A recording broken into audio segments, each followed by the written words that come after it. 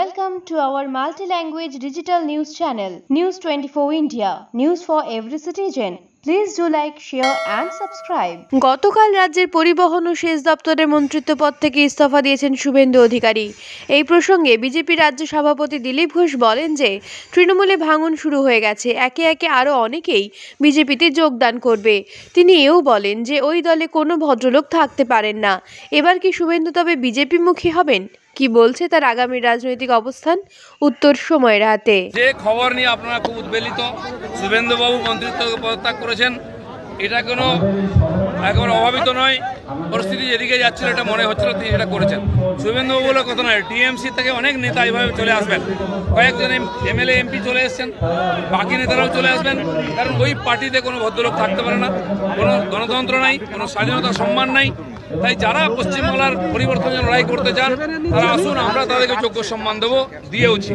সেই জন্য এটা ওনাদের পার্টির ব্যাপার, কি হবে সেটা ঠিক করবেন, কিন্তু এটা সূচনা করছে যে টিএমসি শেষে শুরু হয়ে গেছে। তৃণমূল থেকে পদত্যাগ করা কোচবিহার দক্ষিণের বিধায়ক মিহির গোস্বামী যোগ দিলেন বিজেপিতে।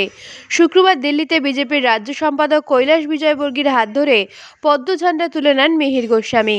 সূত্রের খবর, এই যোগদান অনুষ্ঠানে উপস্থিত ছিলেন বিজেপি সাংসদ অর্জুন সিং এবং নিশীথ প্রামাণিক। কোচবিহারের এই বিধায়কের বিজেপি শিবিরে আসাকে ইতিবাচক বলেই ভাবছে রাজ্য বিজেপির বিশেষজ্ঞ মহল। আমাদের উত্তর বাংলার প্রতি যে বঞ্চনা, ধারাবাহিকভাবে অবহেলা হয়ে এসেছে, তার প্রতিবাদে আমার ধর্মযুদ্ধ বলতে পারেন।